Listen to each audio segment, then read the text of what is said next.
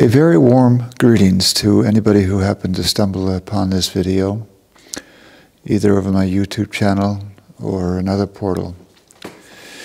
Here's Paul Skorpen, and I'm sitting here in Ondex in my seminar room, and where I teach healing education and give talks every once in a while, and give treatments behind this wall in my treatment room. And the reason why I'm here is because I've been doing a lot of self-reflecting on my life, because I'm finding putting down into paper the time I had before I got to work with Daskalos, the time I had with Daskalos, and the many years that have followed after Daskalos's passing. And something has been going through my mind, and something that I revisit many, many times over the last decades, that I'm finding more and more remarkable. And I'll tell you how this topic came to me now. It had a lot to do with the trip that I took, or the tour that I guided through Egypt in November of 2023. Over 2 weeks, I was there for 3 weeks myself. And I was allowed to see Egypt with new eyes. Even though I'd been there a number of times and led tours there a number of times, I was able to take a fresh look at it and see how truly remarkable it is and what people can experience there, including our group. But let me take you back a couple of decades to a time where I was studying in Kathmandu, Nepal with the University of Wisconsin. And during my 2-year stay there, I made a number of trips down to Varanasi, Benares, which is one of the holiest cities in the world, without a doubt, comparable to Jerusalem or Lhasa or other cities. And for the Hindus, Varanasi is probably is the holiest city in India.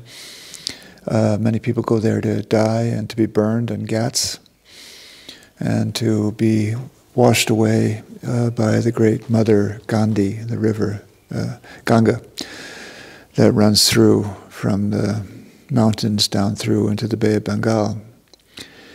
And not far at all, 10 kilometers away from Varanasi, the city, is a very pastoral place, or it was back when I was there, called Sarnath.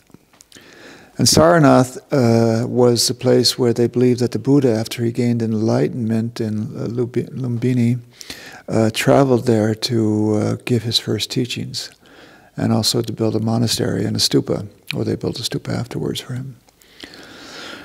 So it's one of I think the third holiest site for the Buddhist, including his birthplace in the Theurgy in Nepal, and then his enlightenment in Bodh Gaya, and then where he came and finally began to teach his great teachings. And it's a great contrast to the Varanasi, because Varanasi is a very, very busy city, hectic in its own way, and then just 10 kilometers down the road, you have this beautiful pastoral location where you can go deeply into the teachings of the Buddha. They also have an archaeological museum there, because they found there a lot of items that were left there over 2,000 years ago. I think the Buddha reached there about maybe 2,500. He was living in 2,500 years, 500 years before Christ. And probably these statues and things that they found there were probably over 2,000 years old. And it's a really nice museum, air-conditioned, which is nice. And they also have some stunning pieces of the Buddha. Here's something I bought in Kathmandu maybe 35 years ago. And these statues of the Buddha are immaculate, and they're masterpieces. This is also a very nice piece. And the pilgrims that come there from Nepal and from parts of India, they're not very complicated people, and I mean that in a nice way. And I was shocked the first time I saw this. They would actually bring rice and they would stuff rice in the mouth of the Buddha. There was no guard between the public and the statues for that reason. And the guards at the museum had no problem with this. As a matter of fact, I think they respected it. And, you know, I found it at the time, I confess I found it at the time very cute and very nostalgic that these people would, and maybe even a little primitive, that these people would actually believe that the Buddha would need rice at all. And I know it goes against the teachings of the Buddha, because the Buddha said, don't make any statues of me after I leave. But we need that. We need statues of teachers to remind us of why we're here. And that stuck in me because it was a big difference. I use it to illustrate a difference between the East and the West, because can you imagine if somebody goes to New York City and goes into the Met, where they have beautiful statues of the Buddha, and went over the guardrail to put wet rice in the mouth of the Buddha, they would be arrested and incarcerated, without a doubt. But for the Hindus and the Buddhists, the gods were very much alive, and they still are very much alive. And that brings me to my trip to Egypt, and to something what I'm going to talk about, which is the theory of Theurgy. Theurgy is a very broad subject, okay? And I don't pretend to be an expert on it at all. You can read about Theurgy from a lot of different sacred traditions, East and West. Some people talk about how it's a way of unifying with the source, a way of deifying yourself. Some people actually talk about it as actually a divine energy itself. And some people talk about it as a way of actually bringing the dead relatives into somebody so they can communicate with us. And this is not what I'm going to talk about, okay? What I'm going to talk about is a form of Theurgy which was practiced in the Hellenic times, the Greek Hellenic times, and the old Egyptian times, as something, a very profound practice and mystical belief, which I find extraordinary. So, in a nutshell, what does it mean? And let me share with you something else. After getting back from Egypt in November, I had a number of remarkable dreams, which I can really only call visions. And in one dream, I was in a temple in Karnak, and there was a very high priest talking to a sculptor. And he instructed the sculptor that they needed a statue of Sekhmet, the lion-headed goddess, badly. And the sculptor was no ordinary sculptor, because he was also a very advanced novice, more than a novice. He was a master sculptor, but he was also a mystic. And the priest of the temple said that he had to go down to Aswan, which is a long trek, because in Aswan they have stone quarries for granite. If you go down there, you just walk over these massive mounds of granite. And there's two or three different colors of granite down there. One is red, which is the classic Aswan stone. And you see that all over the Roman Empire. And it all comes from Aswan. And there's also a black granite. And the black granite is the stone that you want to make Sekhmet. You want to make a Sekhmet statue out of.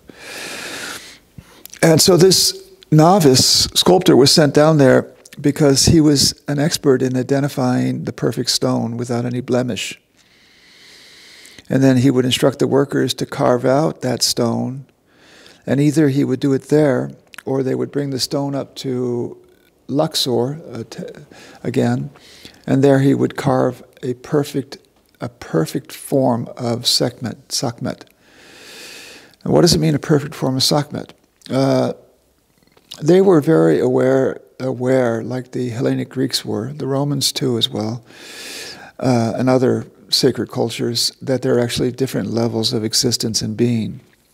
Some people talk about how there's 7 levels corresponding to the 7 chakras. And the higher levels are more levels of being, where there are perfect forms, and the lower levels are the levels of expression of these forms. This is classic old Greek teachings, and it was very much alive all through the Mediterranean basin. And the idea is that these godheads, or these gods and goddesses, are rooted in the highest levels of beingness. They actually flow from the source of beingness as distinct forms, which then come into these levels, which we might say the 6th or the 5th level dimension. And then there they are in their perfect form. But we need them here. We need them here in Luxor, or we need them someplace else. And so one of the responsibilities of a stonemason or a sculptor is that, first of all, he identifies the perfect stone without a blemish, takes that block up to Karnak, and then starts to carve out of this stone the perfect Sekhmet. And this perfect Sekhmet then comes into correspondence with the perfect Sekhmet in the 5th or the 6th dimension. And then there's a dialogue there between these levels. And that's a form of Theurgy, which is very, very powerful and very, very effective and very, very much well used at the time of the old Egyptian empire or dynasties, and also in the Greek, Hellenic Greek traditions, especially in Anatolia. And there's in the great Karnak temple, which is a massive temple complex, spread over, I think, 10 hectares, or maybe 4 hectares, I forget. No, I forget, maybe 6. And there is the primary temple for Amun-Ra there. That's what it's dedicated to. But there are these side temples spread out to the left and the right, not in the primary complex, but to the left and the right, also in the complex. One is if you go into the first hall and somehow go out to the left side and follow a path, you'll come to basically a sanctuary, a small building which is Ptolemaic in the time that it was built. And it's a temple built in honor of Ptah.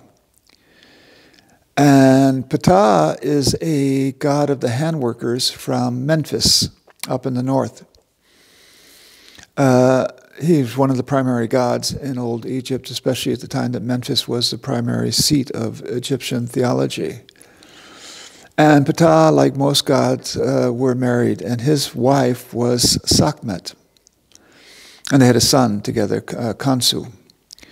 So you go into this temple, and you go into the center of it, the center shrine of that, and Ptah is not there anymore. You go to the left, and Khonsu is not there anymore. And you go to the right, and Sekhmet is still there in a small room. And if you pay a little bakshish, bribe, they will let you be alone there. Now let me explain something else about Theurgy, which is very important.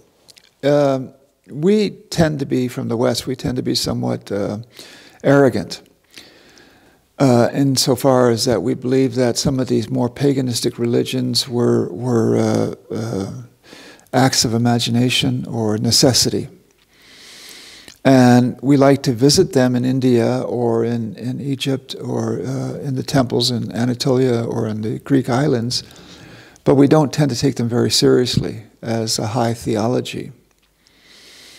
And if you go there with that type of condescending attitude, there's going to be no dialogue between you and the deity, none. The deity is not going to respond to you, because the deity is going to realize that you are there out of curiosity, and you're there to explore, but you're not there to venerate, period. Why do I say that? The first couple times that I went down to Luxor, even with my young family, we visited these places.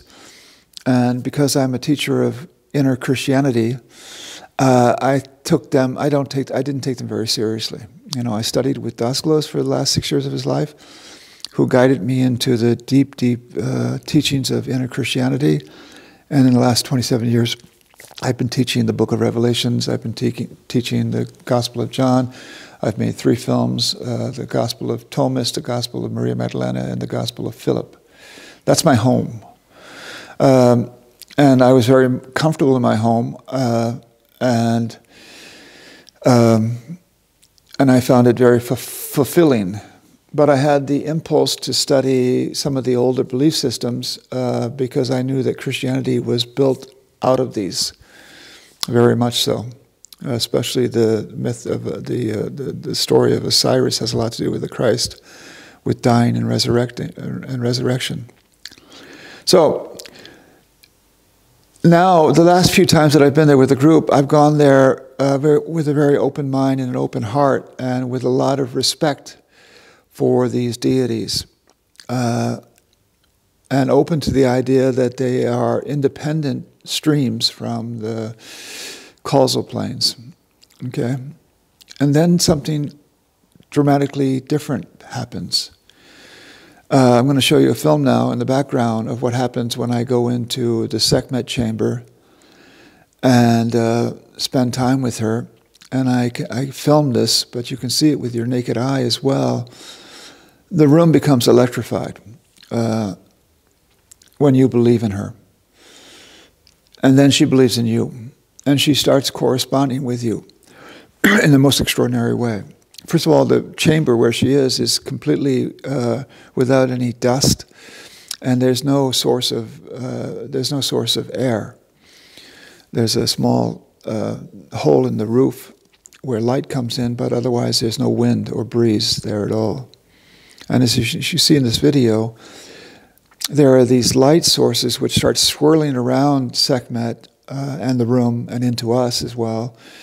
And Sekhmet has a tendency to actually turn a bit red because her energy is fire. Sekhmet's energy is fire. And now every time I go there, she does that. And that to me is a confirmation of my dream or my vision, and also the technique and the wisdom that the old Egyptians had to take stone to build not only a perfect statue where a god will then reside, but also to build an entire temple complex, especially the Holy of Holies, where the gods will reside. Okay? And even if we abandon the old Egyptian religions 2,000 years ago or 1,800 years ago, because of the development of the Coptic belief system and then Islam, that doesn't mean they leave their statues or their temples. Okay? So that's one example of how a priest could actually call Sekhmet into a stone, and then she would, not in this case, but this is a very nice Sekhmet, she would then reside there, and you could go visit her every day, and you can go visit her today. The other example that I want to is from the Greek Hellenic time. And this has to do with a very beautiful museum in outside of Ephesus, in Anatolia, on the coast of Asian Minor. And there is the great city of Ephesus, and also what remains of the Temple of Artemis, which is one of the 7 wonders of the world. And in this museum, which is situated in Seljuk, they have a lot of artifacts that they found from the various digs around the area. Only which 10% are presented. That's a fact also about the Egyptian museums. They just don't have enough floor space to present these items. So 90% of it's in the basement, when then the other is spread out throughout the world. Anyhow, you go into this Seljuk museum, which they redid about 20 years ago, and you walk through the halls of the different pieces that they found in the old city of Ephesus. Beautiful work. A number of Artemises are there, a number of Dianas are there. And then you go into a collection of coins, and you go into a collection of porcelain and also carvings from marble.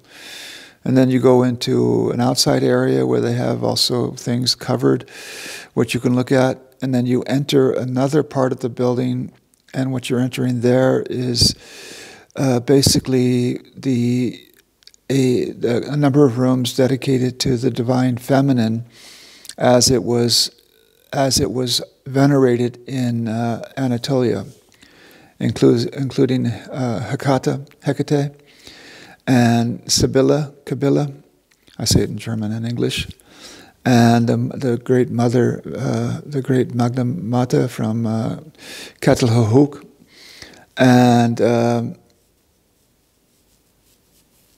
Aphrodite, and others. So the first room, the foreroom you go into, you're going to see also the actual little places, niches they carved out for basically for stelas of Sibylla, who was the primary goddess for a long, long time in Anatolia, long before Artemis or Hecate or the other goddesses. She's one of the Chthonic goddesses, along with Hera and along with Hecate and so on. Chthonic goddesses also are known to be very venerated in Old Egypt. And these goddesses or gods which existed before formal religion was developed. They have to do with the earth. Chthon is an old Greek word which means earth gods. And they're mostly goddesses, but there are also some gods. And then you go into another chamber where they have a copy of the Temple of Artemis and then you go into a third chamber. And the third chamber is darkened, and there's only 2 items there. And these 2 items are statues of Artemis. One's called the Beautiful Artemis, that's on your left, and the other one on your right is called the Great Artemis. They're oversized, they're larger than we are, especially the Great Artemis. And they were found in the soil of the old city of Ephesus in 1954, I believe. They were buried there by devotees of Artemis who realized that there was a movement to destroy all pagan temples and statuary. And because they still believed in Artemis and they realized that these pieces were in danger, they buried them in the soils of Ephesus very carefully, I think covered in cloth next to each other, where they laid for maybe 1,800 years. Protected, emanating Artemis, and basically in very good shape except for the hands are missing.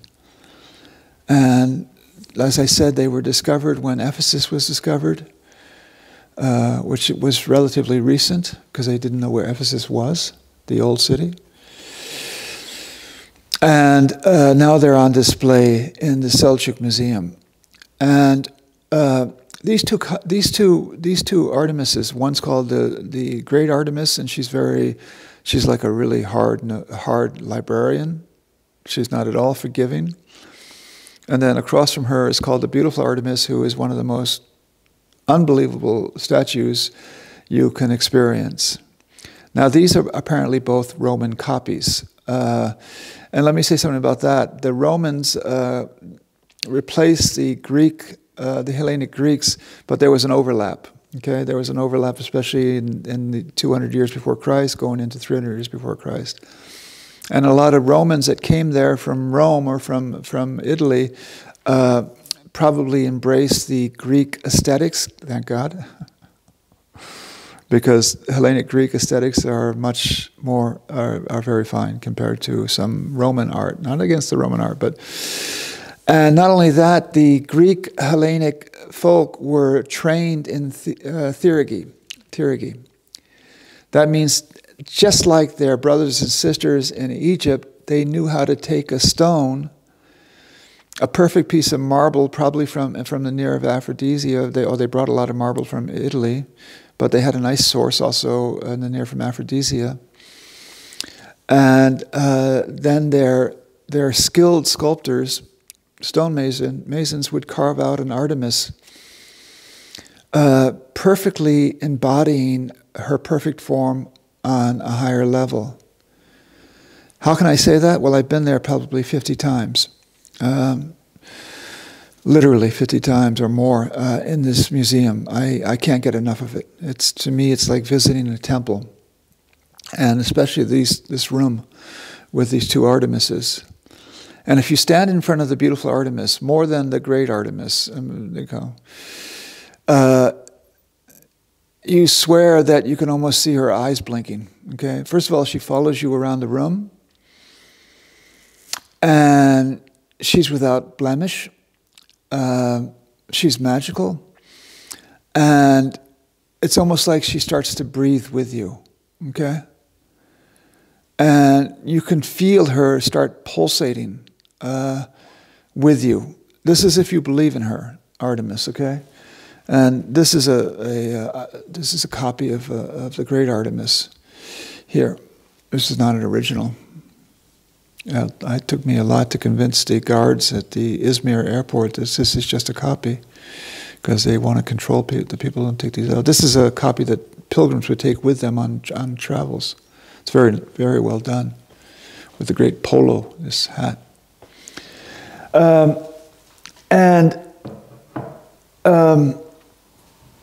This is what I mean, is that the Hellenic Greeks knew how to do this. They were trained in this magic art of Theurgy, just like their brothers and sisters in Egypt. And they could call in the perfect Artemis from the highest level, where she's complete and without any blemish, and then carefully carve a piece of marble into a form of Artemis as a perfect manifestation of the Artemis at the highest level. And then you have this magic takes place. They might have to do some rituals. In this case, you don't have to, because it's such a perfect mirror image of the divine form. If not, then you might have to do some rituals to actually invite it more into it. But like I said, both with the Sekhmet in Luxor and the Artemis, the beautiful Artemis in Seljuk, I'm sure that they immediately said, "That's my home. I'm there. Thank you. I'm going to stay there throughout the millennium, if need be." And that's an extraordinary thing. I remember the Dascalos told me, and he didn't even teach us in the inner circle. And I'm not going to teach it because maybe some of you know it. I don't know. But he said, Paul, if you have a month of daily practice, you can actually create an angel.